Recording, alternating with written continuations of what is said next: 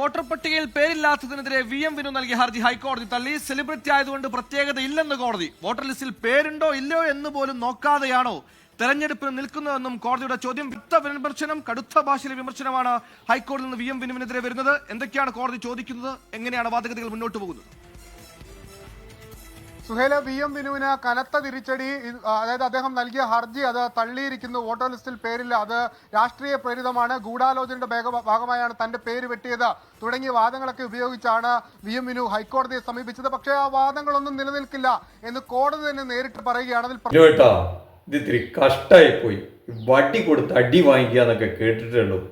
നിങ്ങൾ വിചാരിച്ചെന്താ സിനിമ സംവിധാനം ചെയ്യണ പോലെയാണ് ഈ രാഷ്ട്രീയം എന്നാണോ കരുതിയത്? അതെന്താ പ്രശ്നം എന്ന് വെച്ചാൽ നിങ്ങളൊരു 10 സിനിമയൊക്കെ സംവിധാനം ചെയ്ത് വലിയ സക്സസ് ഒക്കെ ആയിട്ടുണ്ട്. മോഹൻലാലിനെയൊക്കെ വെച്ച് ബാലേട്ടനൊക്കെ എടുത്ത് നമുക്കറിയാം, ഒക്കെ ഹിറ്റായ സിനിമകളാണ്. പക്ഷെ അതിലൊക്കെ നിങ്ങൾ സംവിധാനം ചെയ്യുകയും മോഹൻലാൽ നായകനാവുകയും ചെയ്ത്. ഇതിപ്പോൾ എന്താ പറ്റിയ DCC പ്രസിഡന്റ് നമ്മുടെ പ്രവീണേട്ടൻ സംവിധായകനായി, നിങ്ങൾ നായകനായി. അതിൻ്റെ പ്രശ്നമാണ്. ഈ രാഷ്ട്രീയം എന്ന് പറഞ്ഞാലേ വളരെ സൂക്ഷിക്കണം. അത് നിങ്ങൾക്ക് പറ്റിയ പണിയല്ല. നിങ്ങൾക്ക് അറിയില്ല ഈ തെരഞ്ഞെടുപ്പിന് മുമ്പ് നമ്മൾ നിൽക്കണ മണ്ഡലത്തിൽ അല്ലെങ്കിൽ ആ പ്രദേശത്ത് നമുക്ക് വോട്ടുണ്ടായിരിക്കണം. ആ വലിയ സെലിബ്രിറ്റിയാണെന്നൊക്കെ കോടതിയിൽ പോയി പറഞ്ഞ കോടതിക്ക് എന്ത് സെലിബ്രിറ്റി അല്ല, അങ്ങനെ കണക്കാക്കണ കോടതികളും ചിലപ്പോൾ ഉണ്ടാവാട്ടോ. നിങ്ങൾ പറഞ്ഞത് തെറ്റൊന്നുമല്ല, ചിലപ്പോൾ അങ്ങനെയും കൺസിഡർ ചെയ്യാറൊക്കെ ഉണ്ട് ചില കോടതികൾ. എന്തായാലും ഈ കോടതിക്ക് നിങ്ങളെ സെലിബ്രിറ്റിയാന്ന് പറഞ്ഞാൽ ഇനി ആര്, നിങ്ങൾ അങ്കമാലിയിലെ പ്രധാനമന്ത്രിയാണെന്ന് പറഞ്ഞാലും കോടതിക്ക് എന്തായാലും അതിൽ വലിയ അതൊന്നും കോടതി കണക്കാക്കണില്ല.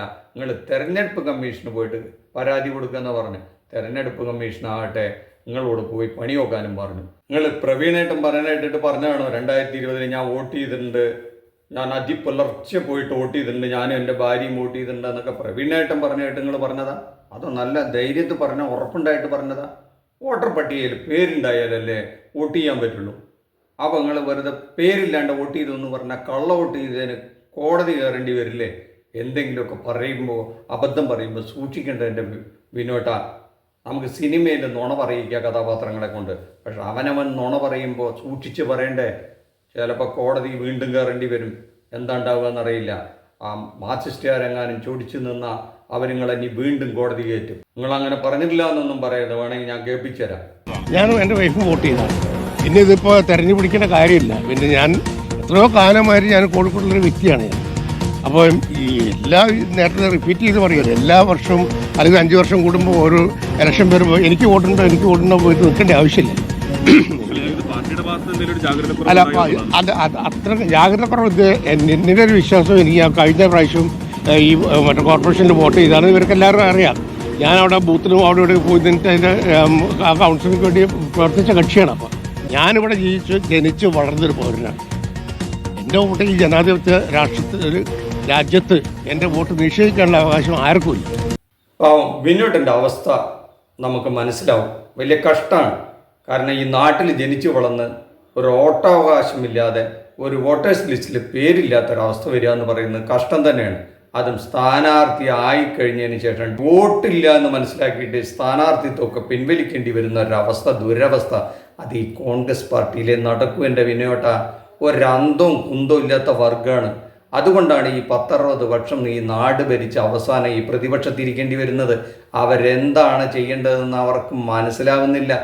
അവർക്കറിയില്ലേ ഒരു സ്ഥാനാർത്ഥിയാകണമെന്നുണ്ടെങ്കിൽ ആ പ്രദേശത്ത് അല്ലെങ്കിൽ ആ ഒരു സംവിധാനത്തിൻ്റെ ഈ വാർഡുകളിൽ ഏതെങ്കിലും ഒന്നിൽ വോട്ടേഴ്സ് ലിസ്റ്റിൽ വോട്ടുള്ളവർക്കാണ് സ്ഥാനാർത്ഥിയാകാൻ പറ്റുള്ളൂ എന്നുള്ളത് ഒരു ബാലപാഠമാണ് രാഷ്ട്രീയത്തിൻ്റെ.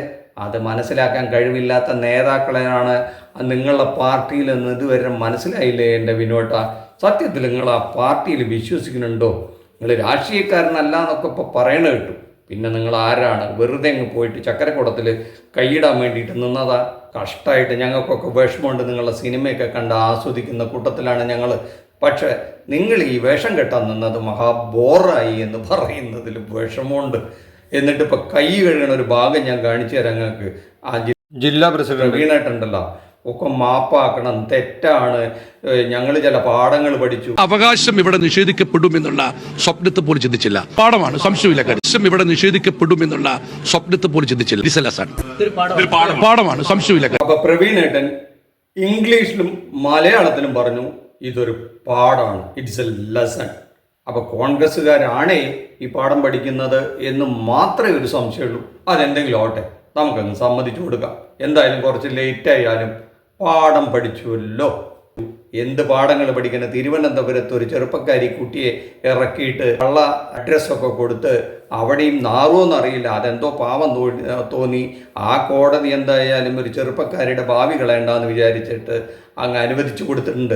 ഈ ആര്യ രാജേന്ദ്രൻ ചെറുപ്പക്കാരി മേയറായത് കണ്ടിട്ട് ഞങ്ങളെത്തുന്നത് ആ ഒരു ചെറുപ്പക്കാരിയുണ്ട് സ്മാർട്ടായതുകൊണ്ട്, അതുകൊണ്ട് ഞങ്ങൾ കോർപ്പറേഷൻ പിടിച്ചടക്കാൻ ഇതാ വരുന്നതെന്നും പറഞ്ഞിട്ട് ഒരു കുട്ടിയെ ഇറക്കുമ്പോൾ ആ കുട്ടിക്ക് ആ വാർഡിൽ അല്ലെങ്കിൽ ആ പ്രദേശത്ത് വോട്ടുണ്ടോ, വോട്ടേഴ്സ് ലിസ്റ്റിൽ പേരുണ്ടോ എന്ന് നോക്കാൻ അറിയാത്ത നേതൃത്വമാണോ അവരെ ഡിക്ലെയർ ചെയ്യുന്നത്? ആ ഡിക്ലെയർ ചെയ്യുന്നതിന് മുമ്പ് അത് ഉറപ്പ് വരുത്തണ്ടേ? എന്നിട്ട് കരഞ്ഞിട്ട് എന്താ കാര്യം? എന്തായാലും കോടതിയുടെ കനിവ് കൊണ്ട് ഒരു പക്ഷേ ആ കുട്ടിക്ക് മത്സരിക്കാൻ സാധിക്കും. പക്ഷെ ഇവിടെ വിനുവേട്ടൻ്റെ കാര്യത്തിൽ അതും നടക്കില്ല. എന്ത് ചെയ്യാനാണ്? കെട്ടഭാഗ്യം അല്ലെങ്കിൽ ഭാഗ്യക്കേട് അല്ലെങ്കിൽ സമയദോഷം എന്ന് പറഞ്ഞിട്ട് നമുക്ക് തൽക്കാലം ആശ്വസിക്കാം. എന്തായാലും അടുത്ത തെരഞ്ഞെടുപ്പിലെങ്കിലും വോട്ടേഴ്സ് ലിസ്റ്റിൽ പേരൊക്കെ വന്ന് ആ കോൺഗ്രസ് പാർട്ടിയിൽ തന്നെ മത്സരിക്കണം എന്ന് ആഗ്രഹമുണ്ടെങ്കിൽ അങ്ങനെ ആവട്ടെ. ആശംസകൾ നേരുന്നു. നന്ദി, നമസ്കാരം. മറ്റൊരു വിഷയവുമായി മറ്റൊരു എപ്പിസോഡിൽ കാണുന്നവരെ താങ്ക് യു.